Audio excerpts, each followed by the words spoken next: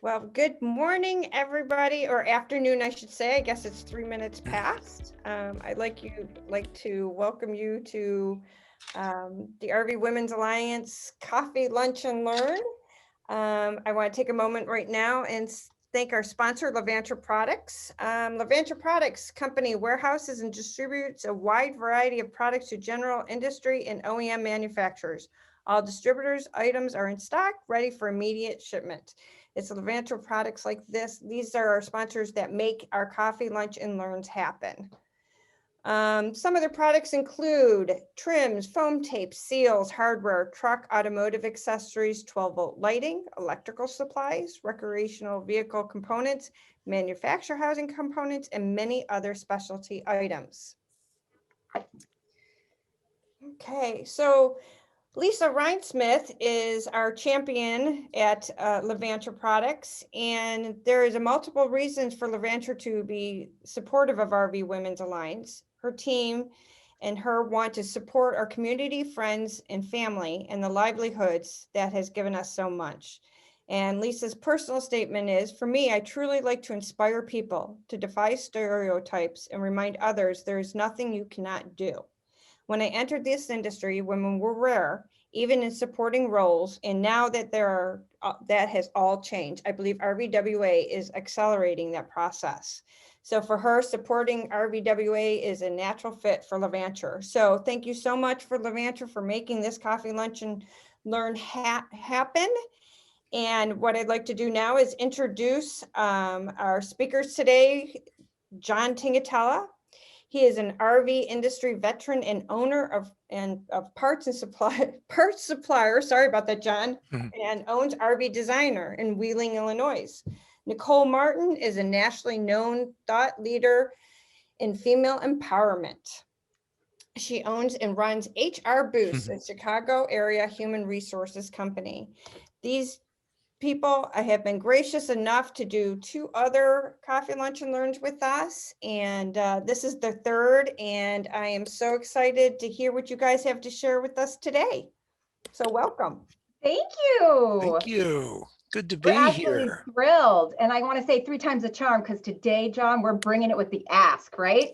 Absolutely. The most That's right. hardest and most important part of a negotiation. And ladies, we're going to, I'll do a quick intro, quick I'm going welcome, to and get our then screens going here. Let me get it up. yeah, we'll dive into the content here in just a second. But first and foremost, thank you. We love talking to this group, very impressive group. And I want to give a shout out to 2 very important ladies on this call, actually 3.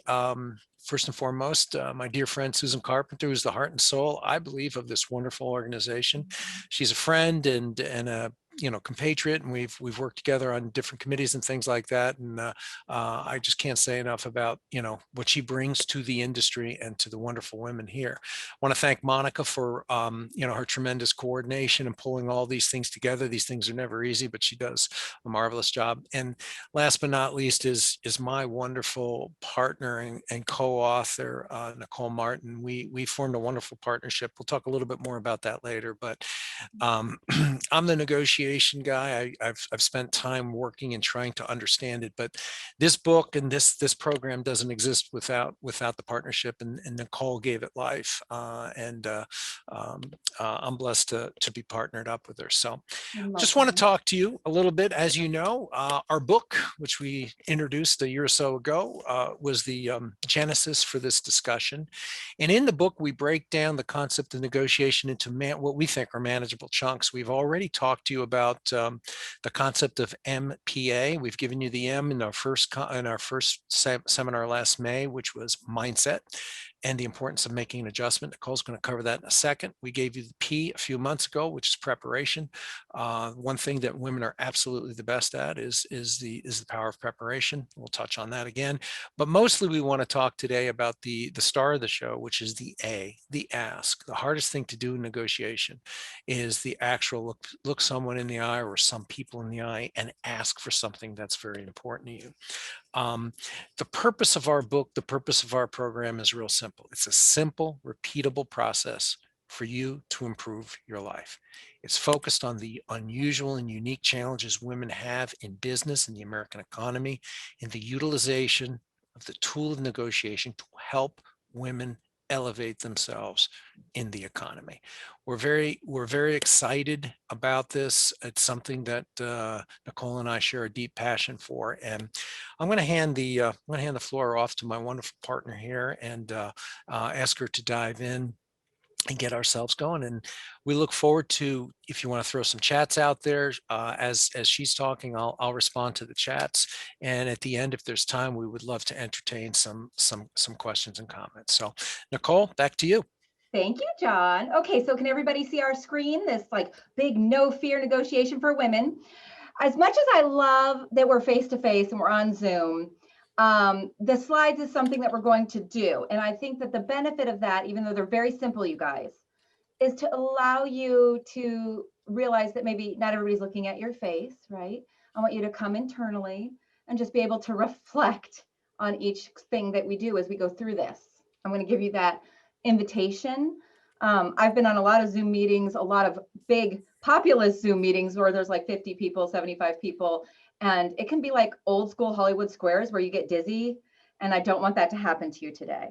So just know we did the slides, but John and I will appear in these little boxes like Hollywood squares, old school, but really just come into the presence of the focal point. And I want you to really come and be present with us. Put your phone to the side if you can, turn off your notifications. This is about you. And the ask, which we're going to get to when we get through this hour, it's a deep, deep, deep project for each of us, I promise you. And I'm going to share authentically how deep it can go, both personally and professionally. And so the first thing we have to do is just change our mindset. But I wanted to take that quick second to just say, come be with me and be present with yourself and give yourself permission to just, you know, okay. Wherever you came from, whatever you were buzzing, whatever you were chirping to, just let that go. All right.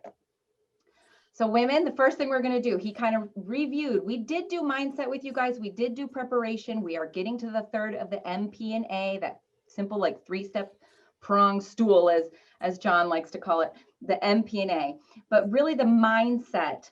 If we were to think about the mindset right now, and I had the privy and privilege of talking to 2 ladies just before we went live today, I could really feel the mindset. And it's really reminiscent of a lot of women that I've been talking to for the last few months. There's a lot of heavy vibration of women carrying a lot right now.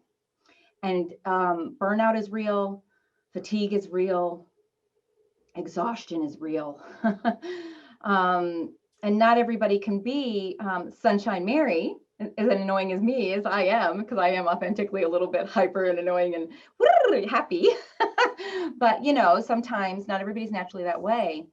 And I want you to know that we've all been striving to adapt and change our mindsets. And I want you to know that I want to invite all of you to be the leaders and the ladies that I know you are, especially in the RVWA. Because 2.2 million women just left the participating talent pool in the last 12 months. 2.2 million. That is not a joke. That is very serious. And it's something that I'm a proud woman business owner, as you know, and I'm somebody that had to keep women employed these last 12 months. And a lot of the women that work on my team are women that are raising children. There are some that are grandmothers, and I have some new into my industry as well that work for me. But I was really proud to say that I retained all of them during these last 12 months. And we grew the business even after the dip, right? And then the backup, deep recovery. And why is that? It's because we all had the right mindset, which was amidst the pandemic, there's something fascinating happening. And maybe you're picking up on it, but the world is listening to you. And maybe you don't feel that they're listening to you as a woman, even within your household, even within your business, your team, your family, whatever it might be. But something really fascinating is happening, which is the listening on the other side is there. And I think that the country's acknowledging the challenge of working women and their needs, especially those that are of working families and their needs. And when you think about that, we all know the results of the events of things happening right now. Even though there's a lot of uncertainty still, decisions are being made. And the question is, women, are you part of that decision-making process? Have you stepped up? Have you asked? Have you actually brought your influence, your ability, what you see, what you know, what you want to the room? And even though we've done that mindset before, it's constantly changing and flexing day to day. If you're a woman like me, you're here with me right now, and you haven't thought about tomorrow just quite yet because you have enough for today. Okay, so that's okay. And I want you to embrace it and know that when you bring it right now, right here, and then you do that again day after day, and we just get better each day, but we're intent on improving upon it, then I know you're going to bring your brilliance. So get in that mindset, because decisions are being made right now. And I want you to make the best decisions right now for yourself by really getting deep into that ask. So with that being said, I'm going to tell you what really holds us back. You guys know this. We've talked about it. We've talked about fear.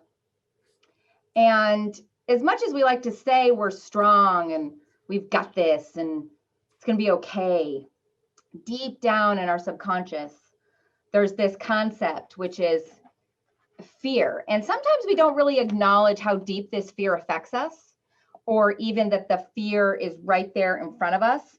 So we have to overcome it. I think that the only way to lead others to where we want to go is to completely dispel negative thought regarding fear and trump those negative thoughts, those self-doubting thoughts, those paralyzing thoughts that make you feel afraid of failing, the fear of embarrassment, what will they think, overthinking it, thinking that maybe you're going to overstep something, offend somebody.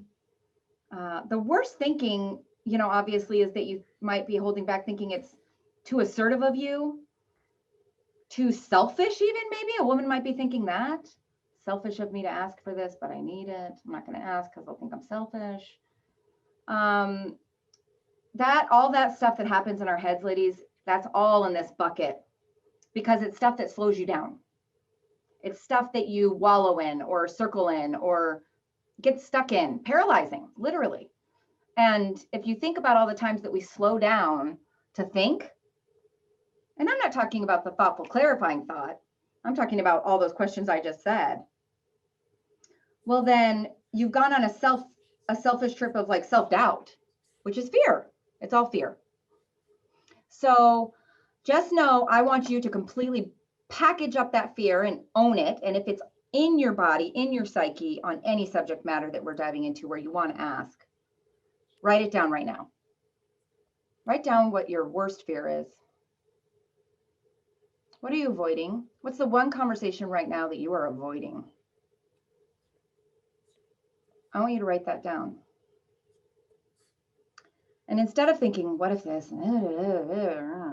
right? Stop analyzing it. What could happen? What's the worst that could happen? And now I want you to realize that what could happen? Who cares? Because you're manifesting something that could never happen at all, possibly, because you don't know, because you didn't ask, because you kept it inside and you didn't take it out there. That was in here. And I want you to identify that clarifying difference of what you've kept inside versus did we throw it out there? Or were we too afraid to throw it out there to somebody else? And I want you to stare it down right now. Take a firm step in the right mindset. Look at what you just wrote down. Look at it. It's going to be emotional if you did a really good job of this. And quit being afraid of that.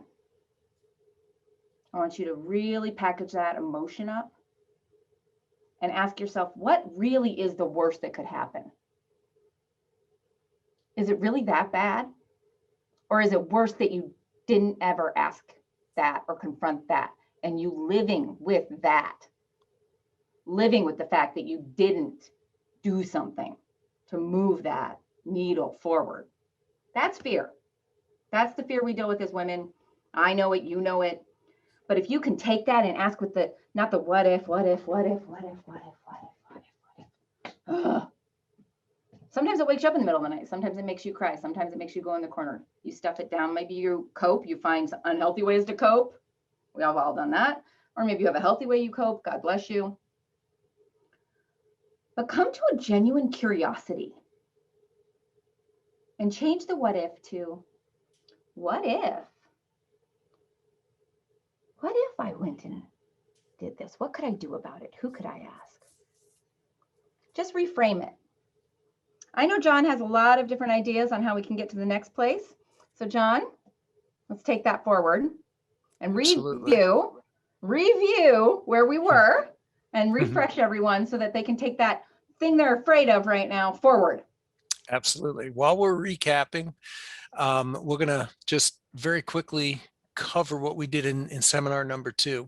And I like to say that one of the great things about working with women in negotiation and all this training is 90% of a successful negotiation occurs before it happens, and that happens in the preparation stage. And women are the best life managers I know and are the best preparers I know. So I find that this is an incredible strength that women possess. What Nicole just talked about, hey, I'm a guy. I don't have that extra X chromosome. I don't feel those things she was just talking about. But I do observe it. I do observe it in the women in my life, the women in my business. And if there's anything we could help people in your group and the women in our lives accomplish is get rid of those barriers that are self-imposed. And one of the best ways to do that is to dive into preparation, because in preparation, you fortify yourself. You gain the strength to do the right things. And ultimately, the last letter in our sequence, which is the A, ask, which is coming later. So anyway, just to really quickly recap, the things that I believe women are tremendous at and always create a wonderful negotiation. We love arrows because everything's in a sequence. Start with data. This way we have a foundation in fact, and we can drill out unnecessary opinion, and we can build a wonderful program based on a strong foundation. Step 2, confront our own emotions. It's easier said than done. I realize that, but we say it right up front. We have to not allow ourselves to hold ourselves back. And this is something guys do too. Become the other side. Probably the most important thing you'll do in preparation is get out of yourself and become the other side and see you as they see you. This gives you tremendous insight in how to develop a successful program going forward. Another wonderful tool, step 4, invent options. Usually a negotiation is because somebody wants something and somebody doesn't want to give that something, and you have to come to some agreement, which is a negotiation, so that you can both move forward effectively. It's up to us to do the inventing of options, the creation of new ways to go that carries the relationship in a great direction. Don't ever forget, in a negotiation, we want to end up with an effective agreement for both sides, and we want to improve the relationship. Negotiation tends to have overtones of negative, that I don't want to lose. I don't want to fight. I'm non-confrontational. This is going to be ugly. And negotiation needs to be seen as positive. And that's the spirit of what Nicole spent some time with here, the changing of the mindset to shift it to a positive.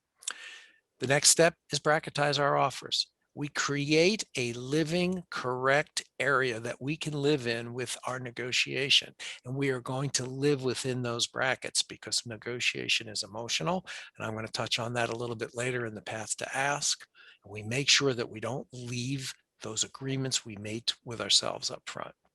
And lastly, in the preparation, the simplest and most important thing of all, we create an agenda, and we practice, but we create an agenda. I think I've mentioned in previous meetings in my very long career, I've made about 5,000 sales calls. In every one of those, I brought an agenda. Sometimes it's just a piece of paper with 2 bullets on it, but it allows me to subtly manage and take control of the discussion. Preparation. This is something women do so well as life managers and have the ability to multitask. What we try to do here is we try to organize this into a sequential process. And when you get done with the preparation, so much of your internal fortifying is happening. You are ready to move to the next place. So let me hand it back to my partner, who's going to now start a new arrow called the path to ask. Yes, but before I dive into the path to ask, I'm going to pause for a moment because we've been there, right? We did this preparation thing last time we were here with you guys. And I want you to go back to the question statement that I posed to you just a few minutes ago about that number one thing you're afraid of. And you wrote it down, right? If you didn't write it down, you thought about it. I know it's right there. I know it's here.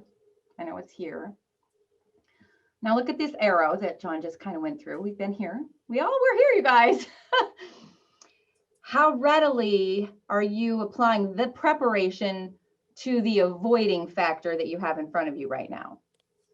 Because the idea is it's not just the big things that I want you to be asking about. It's the little daily things I want you to be asking about. This is daily. This is every day, ladies. This is stuff we need to ask for: our rent, our tuition for our kids' college, our medical bills, our credit, our financial scores, whatever it is. We've got a lot of stuff we're asking for. We want our husbands maybe to care for the kids part-time, maybe do the dishes, do the laundry. There's a lot going on. I live it. I know it. That's why I paused for you. Think about that one thing that you're avoiding that you wrote down and ask. You've got the data on it, right? Are you really confronting those emotions, or have you left it to the side? Have you been kicking it to the curb? Have you been avoiding it? You've already got the other side. And when you become the other side, this is where we get into maybe the path to ask a little bit, which is where I want you to take it forward. So that's where I'm going to go right now. But we touched on it here, and I want to underscore that, become the other side, because when we step into this one, which is listening, the first step of the path to ask, listening. When you think about this, you're right here now. What are we good at, ladies? Even if you're a talker like me, we're good at listening. I'm not the best listener. I would tell you my husband's a better listener than me. I move fast. He's like, one of those person that that doesn't speak until he's thought about it. Or I would speak out loud with you like I'm doing right now and then think about it after it's on the table. So many of you are really good at listening. But when you think of that intermediary step in preparation of becoming the other side, I want you to think about something John said, which is think of the other side, think of the people around you and the different influencing people or input data points when you're starting with data of what people are telling you. And I think women are really good at that. Women are really good about understanding who relies on them. You're very good at understanding and knowing and listening to the people who ask you questions, and you like being a resource, maybe giving them those answers. You also know that you might see and have other people around you that come to you and ask you again and again and again, and you're like, oh, they know the answer. Why do they keep coming to you? I know you have those kind of circle of people around you. We're always taking all of this in, and as you listen to all this, I want you to come to some realizations, which is all those people who rely on you, who come to you for questions, who come to you again and again and ask you things that maybe you feel like you've said before and you have to say it again and again. They're waiting for you to do something different. Maybe they didn't tell you that, but I'm going to tell you that, which is to listen enough to know that it's time for you to turn around and ask a question. Maybe not give a statement, but ask a question. What is the question that you need to ask for to better serve yourself, to better serve the outcome, to better serve what you're trying to do next? So a good example of that might be when somebody comes to you and they're asking you those questions all the time, what could you ask them to help them go find and realize that they know the answer already? It's a question that you'd give back, right? Not a statement, not an answer, a question. So when you think about this, listen, women can go on tangents even this early in the path. And I think sometimes we can get stuck in this path, just serving people, right? Answering, putting in solutions and solving, but not turning around and asking. Think about that. Think about how often we don't turn around and ask a question to change the trajectory. It's amazing, actually, if you really think about it. I think as women, we constantly just fill in solutions and resolve and solve. And then we become what? Exhausted. Yes. Empty. Yes. Feeling this big at the end of the day. Yes. That's what we do. I want you to turn around and think about what's a question I could ask to change that. And so these are not big, just big, huge questions like the big one you wrote down that you're avoiding. It could be the little questions that will just change your energy level in a day. That will give you moments to pause and some time for that me time that you really deserve. I know a woman named Val. Her name's Dr. Val Marguerite. You can look her up online. I'll send you a link. She wrote a book called Why Not? I love this woman. She's from Romania. Her mother grew up on a farm and didn't have shoes. She's an immigrant to our country. You think I'm fired up, you guys. Woo! She is literally, why not? Why don't I deserve that? Why can't I have that? Why can't I have what he has? Why do I have to wait? Why can't I wear what I want? Why can't I do what I want? Why can't I buy what I want? Why can't I go where I want? Why? Why not? I mean, she is, if you need to write something down and put it on a post-it on your screen right now, I want you to write down, why not? Now go back to the question that you said you were avoiding. Insert, why not? Why not? Why can't you do that? Why don't you deserve that? What are you waiting for? Why not? And think of all the little things that happen in your day. You already had something happen this morning, I promise you. If we got one-on-one, I would find a situation this morning. You should have turned around and asked a question. Got someone else thinking better on how to serve themselves? Because you're busy. You got places to go and things to do. And what did you do when you do that question? You gave them a gift. Your wisdom. You help them grow. And if you help others grow, what happens to you? You grow. You will, I promise. So I'm going to get raw with you guys today. I really want you to think about this. Okay, John, help us get past listening. Mhm. You're in the negotiation right now. And as Nicole beautifully outlined, the power of listening is bringing yourself to the place. But what we do as we listen and get the situation under control, the next step we want to move into on this path to ask in our negotiation is what I call pre-cap, which rhymes with recap, except that happens before you do the recap. The pre-cap suggests that somewhere along the line, there's been preliminary discussions. We've talked to the other side. We've had issues. We've discussed back and forth, and we've brought ourselves to a place. And with the pre-cap, we essentially organize and set the table for what's occurred and what's going to occur. And as I mentioned earlier with preparation and agendas, we subtly take control of the discussion and the negotiation by bringing an agenda. In this case, we continue to subtly manage control by bringing everyone back to why we're here in the first place. You are the master of ceremonies. You are the person who is organizing this discussion. You are the person in control of this negotiation, regardless of which side you're sitting on. By doing a pre-cap, you're bringing people back to square one, and then you organize the discussion forward.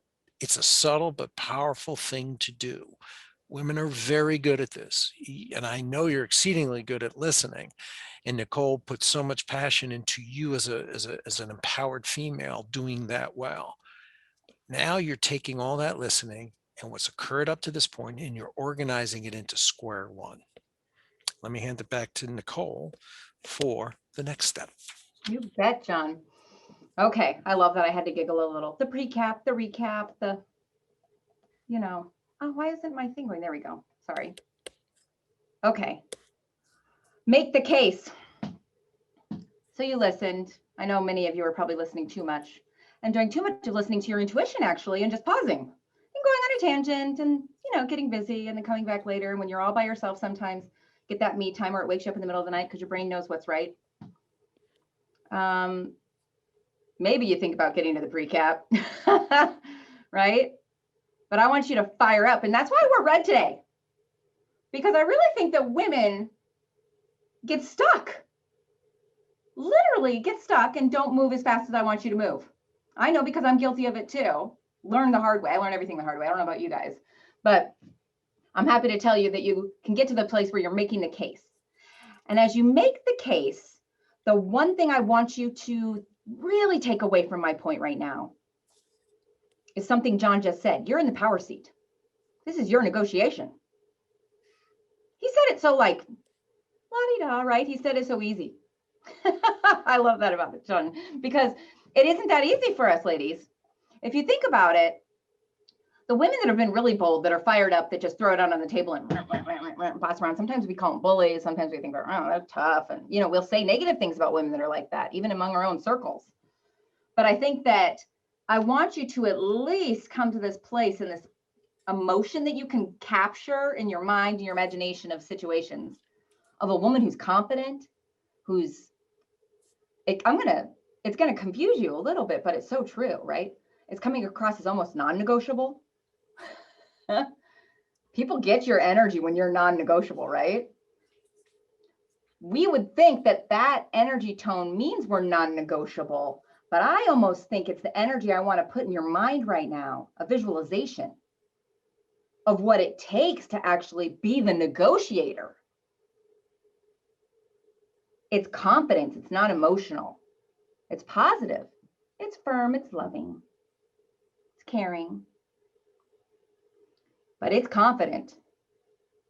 And I think that when we get to this making the case, that's the hardest part about women making the case, is that there's nothing I can give you right now. John and I can't give you anything that's going to tell you this rigid way to make the case.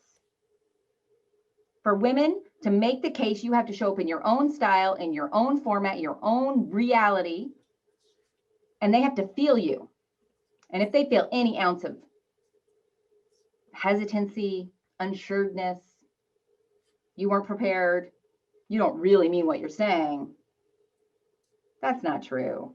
She doesn't mean it. You get any of that kind of vibe coming off of you, you just lost the negotiation, right?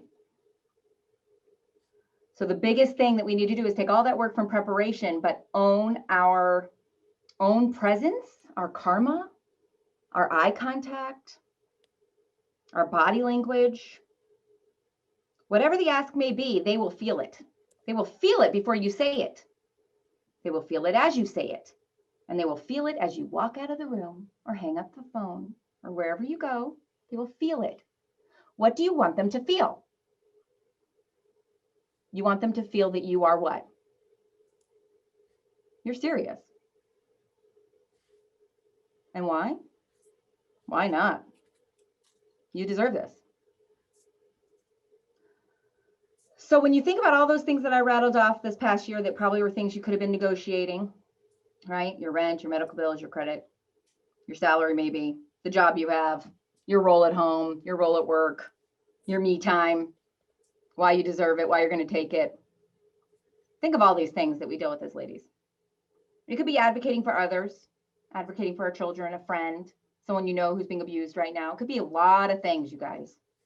A lot of things that you're negotiating for.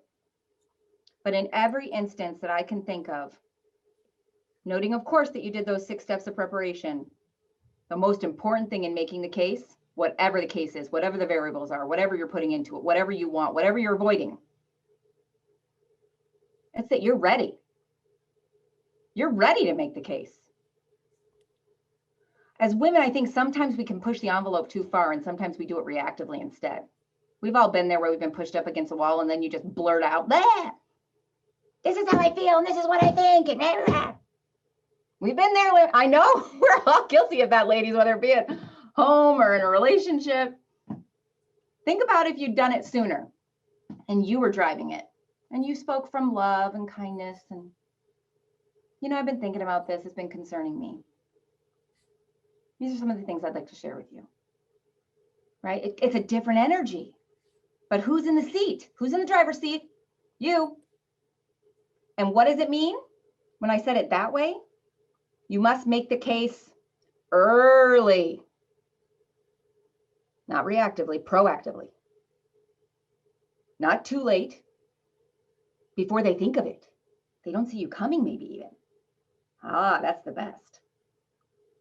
Surprising people. Let them underestimate you. So making the case is really about your emotions. We said we confronted emotions in preparation, but I already can tell you based on what I'm feeling on the call already today, and we talked about what we're avoiding as of this morning. We're still where, ladies? Where are we? Let's get real. We are still in our emotional head, our emotional body, our vibe, our caring hearts. We're still stuck right there because we're not ready to go talk to that person. We're not ready to ask that question. We're not ready to start that fire. I don't want to let that worm out of the can of worms. I don't know if I want to go there today. I don't have the energy for that. Okay. So now that I said all that, think of a salary example. This is a good one, wanting to earn more money. This is one we're all really good at. Not. Okay. A lot of people think that they're going to get their review. They want their review. They wait. They know it's, every year they expect something and then they'll reactively do it. And maybe they don't even say anything about it and they just quit their job and go somewhere else because that person didn't value them. No. Get the data, contextualize why somebody should pay you more and negotiate it. And don't wait for the review. Do it tomorrow. Do it 6 months out.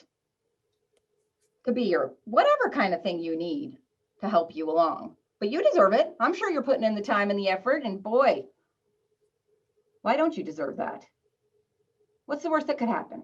They're going to fire you for asking for it, that's for sure. They're going to know that you're actually greener and grass is greener somewhere else, and they better start appreciating you. Okay. Now that I've kicked that dead horse,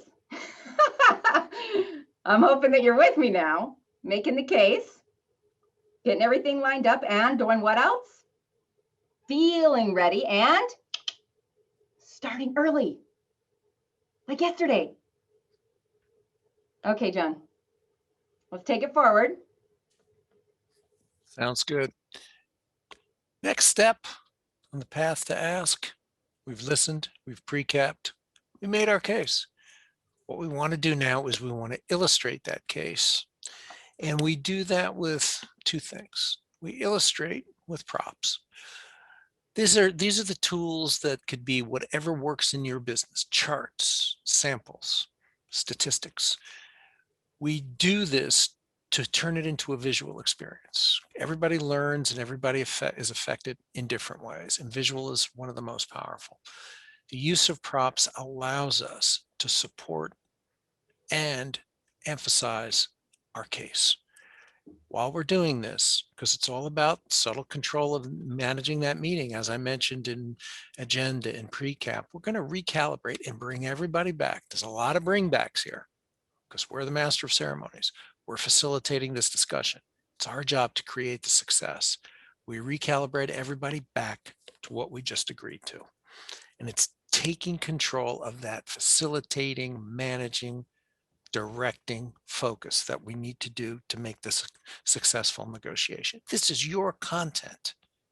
It's important that you emphasize it with visuals, that you recalibrate everybody back to that point. Hand it back to Nicole for the most important thing in our book and in our program. The ask. The whole reason we're here today. The ask. I've been thinking about you guys. You were on my calendar for a few weeks, right? And when I think about how I'm going to show up, I'm never scripted, I promise you.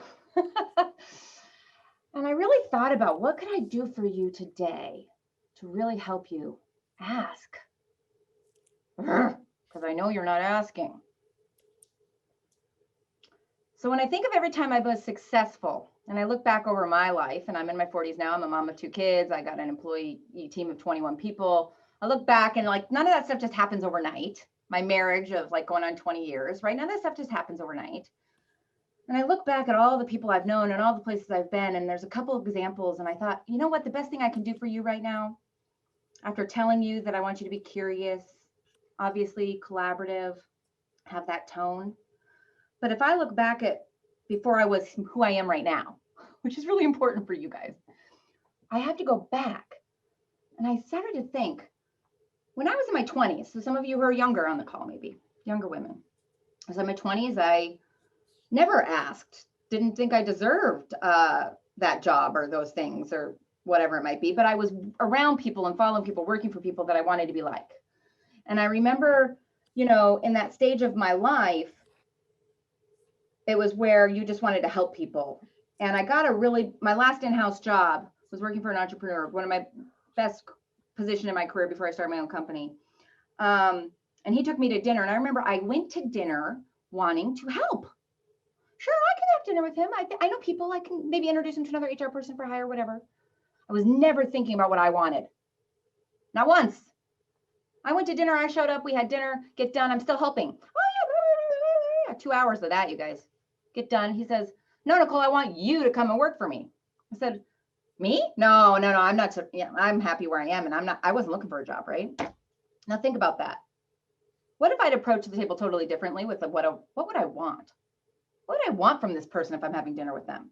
Clearly they need something. I didn't even come to the table with that mindset, you guys. And instead, every time, that's just the first example I can give you. I can think of many over a period of my 20s and 30s where people were in front of me, and typically a man, by the way, asking me what I wanted. And then me going off naive, just rattling off all these things that I would want. Why? Because I was trying to get out of this situation, trying to get out of the conversation, didn't want to be the one for hire, didn't want to have to give my resignation, et cetera, et cetera. So when I think about that, I'm sharing this with you for a very specific reason. I always rattled off my wish list as if it's yeah, they're ever going to give me that. Right? Oh yeah, I want to make $100,000 a year. I want to have 5 weeks of vacation. Oh, will you pay for my master's degree? That's really important too. And blah, blah, blah, blah, blah.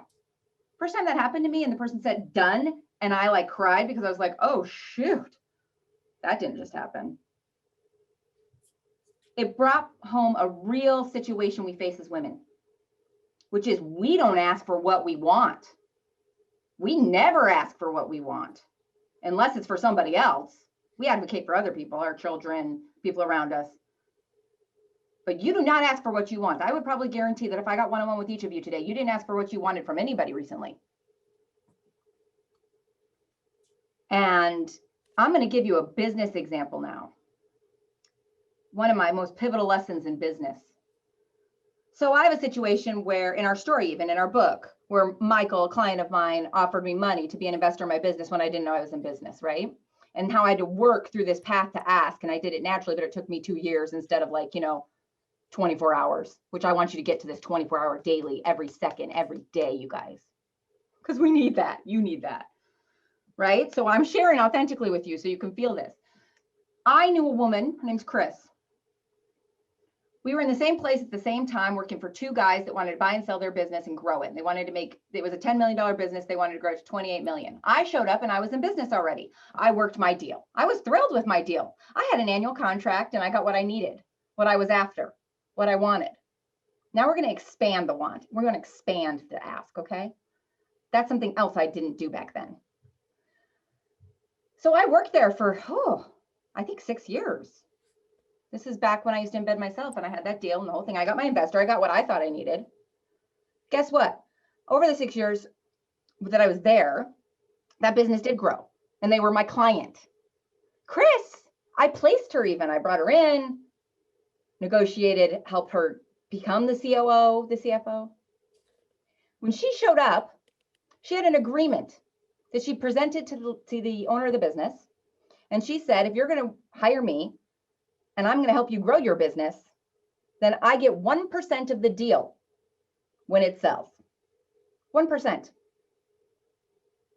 I remember thinking, wow, that's not too much. It's nothing. And I remember advocating for her. I remember I even influenced the owner to sign the deal and place her and bring her on, you guys. Something women do. We would do that. A couple years later goes by, business sold. I walked away. I still was getting paid my monthly fee. I was part of all that, by the way. And I watched her walk away with 1% of $58 million. Do the math. $580,000 off her little ask on day one. That's a pivotal lesson in business that I learned firsthand. And I share it with you because if I give you the personal example of I never really asked for what I wanted, and I give you the example of this, which is she asked day one, and if I'd come back at the end, forget it. But I was there the whole time too. But I just got paid. I didn't walk away with a nest egg. Think about that contrast and really ask yourself, what do you want? What do you really want? And write that down. Write down your dream, your pinnacle, your ideal. I mean, and do it on all levels, guys. What I want at work, what I want in my spiritual life, what I want to do with my fitness level, how healthy I am, my me time, what I want to earn, what I want for my children, my sister, my brother, my whatever. Make a big long list, please. And put a question at the top, what do I want? And fill in all those answers. Fill in all those answers and be real with yourself. And then add another column, please, and think of Chris. And say, what would I ask for? How would I ask for it? Because that's a question you have not even gotten to, because I know I didn't even get there until after I saw it firsthand, walked away from a situation, didn't walk away with $580,000 when I probably could have if I just asked. And now every time I go into something, I sit there and go, what do I really want? What can I really ask? Expand your mind to say, this is what I really want. And that's probably the ask you should be asking. What do I really want? Okay. I hope that helps you. Because it's really emotional, you guys. It's not just a, oh, do this and then do that and check this box and check that box. But I'm giving you these things, the emotional pieces, because I want you to check that box and check that box. Okay, as you get on that path and you start, now that I got you fired up, and hopefully you're going to do it. John, tell us how to stay in the bracket and not do what we do next. That's also detrimental to our negotiation process as women. Mhm. What do we do sometimes after we get all fired up and we say, yeah, Nicole fired me up. I'm going to go ask for what I want. I'm going to get what I want. Then what? Well, if you did the ask, which is the hardest part, and the most important part, there's a good chance you succeeded. And what happens after the ask, or at the end of it, when we're in this discussion of agreements, we've given ourselves a bracket as we discussed back in preparation. And in the brackets, we created 3 different offers we could live with: the best, the realistic, and a fallback. And we created a bracket around it. Not unlike, I just love the phrase bracketology for basketball and all that. But in this case, we're giving ourselves boundaries, because this is before we get there, because we know this is an emotional moment. We may have achieved an agreement, or we may not have achieved an agreement. And it's very easy, regardless of gender, because I've been motivated to do this too, is to drift out of your bracket because you just want it to be done. Kind of sick of it maybe at this point, but you just want it to be done. And by having that bracket, we force ourselves into a world of discipline, because discipline is so crucial here. By staying in our bracket, we're saying to ourselves, I prepared, I did the hardest part, I asked. The second hardest part is right now. I'm not straying out of what I originally agreed to. And I always want to emphasize, created these preparations for a purpose. And it's so easy to jump out at the last second because, gosh darn it, I just want this to be over and I want to go home. Can't do that. So much has occurred here. And the amazing thing about what Nicole is talking about, she's really working hard to convince you to do the ask.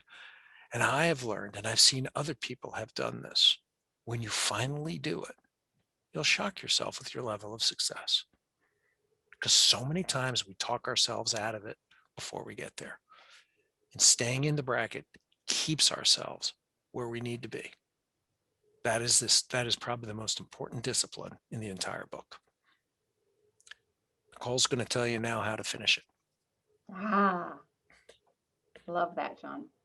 So yes, see this follow up in 24 hours. We kind of say that, listen, the pre-cap, make the case. Yep, you brought some goodies, you prepared, you've got the contingency, you've got the kickback, you've got the bring the calm to the room. You've got all those little factors that we've talked about in terms of the data and the research and different options. Then you did the ask, stay in that bracket, but that 24 hours. So usually at this point, you have an agreement. Could be personal or professional, but you've made kind of a consensus agreement with somebody and it's positive. In many cases, you're at the point of that deal, but maybe as women, we've trusted it and we didn't get it in what? Writing. How many of you guys have been burned by not getting something down in writing? How many of you guys actually CYA on emails and save stuff just to prove your point later? Oh my gosh, you guys. In many cases, it's a verbal agreement. I know you feel good about it right now. They might feel good about it right now. It might feel a little like overkill, whatever it might be. And I'm talking about everything, like even at home. You could think it's overkill to have a written agreement at home. Guess what I do with my husband? I'm going to share real personal now. I sit down with him and I write buckets of our family, right? Get real organized. We could just go to dinner and talk about our dreams, and we could do all that too. My husband, though, you know, I'm a very busybody, you guys, and he can get like, what is she on today? What is she focused on today? What do we try to do? I make a list for him and then I have him fill in the blank because I want answers out of him. Where do you want our marriage to be in 12 months? What do we actually want to do on date nights for the month? What did we actually say our kids were going to have this year? What are we going to do in terms of family vacation? How much did we say we were going to earn? All these different buckets, right? And I make them fill it in. What? In? I said writing, right? Yes, written. Now, how many of us have those conversations and we never get it in writing? An example personally with this is that he might need time to think, but I'm going to come back. I'm going to circle back. I'm going to butterfly back. Did you fill it in? Did you fill it in? Right? I want to see it. And that way I'm going to live by that, whatever that document is in writing, so that it serves who? Not just me, but both of us. To stick into what we said we were going to do. It's that accountability piece. It's making sure that not just CYA, but no, this is what we both wanted. So whatever it is that you're circling back with, you want to make sure that you have something in writing. And I don't care if it's personal or professional. And even if the deal was maybe tentative, let's say you're in that bracket, you're still negotiating, you're not going to concede. It's that follow-up within 24 hours. So whether they say, yes, I'm interested and it's verbal, you're going to follow up in 24 hours, and you're going to affirm it, and you're going to say, great, sign here. If it's something where you're still negotiating and you're kind of working with your brackets, but not conceding, then you're going to do that enthusiastic follow-up, kind of like what I did even yesterday. I couldn't get to something during the day. I still sent an email at 9:24 p.m. with the attached document. Say, per our conversation earlier, or reaffirming, or while you think about this, here's something else to consider. Please find attached. There's always something that you can do to document that and get it in writing. That follow-up of 24 hours is the critical key. We can sometimes be too nice or give it too much time. I think sometimes even I'm really bad about, like, I'll go, oh, I'll follow up next month, or I'll give it a week. Well, guess what? Life's busy. They forgot about you by then. No. You need to reaffirm the next day within 24 hours. You see the 24 hours there? Yes. 24-hour rule. Why? Because you're serious. You're committed. You're dedicated. You'd like to affirm or reinforce that this is the direction we'd like to go. And I know you're with me, right? That 24-hour follow-up. What's interesting sometimes is that the most important part about the 24-hour follow-up is the impression you make. It's the lasting impression of, boy, she's on it. Boy, I can count on her. In fact, a lot of men actually like that idea. Right, John? Mm-hmm. Oh, I'm going to give it to her. She's going to get it done. Mm-hmm. It's true. You know it's true. Mm-hmm. I think the other thing that I want you to think about with this 24-hour rule is that sometimes you might run into a no. And I don't want you to be afraid of the no. Because if you did a good job of everything I just said and made that lasting impression, you just ran into a timing situation. Because they will remember you. And hopefully in a positive way. And hopefully in a, even, not that I'd want to risk the regret on somebody where they have to come back and say, yeah, told you so. You never come back and tell someone I told you so, because that's just rude. But you're open and waiting. And when you're ready, I'm here. So think about that. Absolutely. Didn't mean to interrupt you, but No, I love it. Yeah, no, we're coming up almost on the bewitching hour of 1 o'clock, and we just wanted to do a really quick thank you again to our sponsor, Levanter Products. Thank you. Yes, without our sponsors every month, we cannot make these things happen. So I really appreciate Lisa Rhinesmith and Levanter.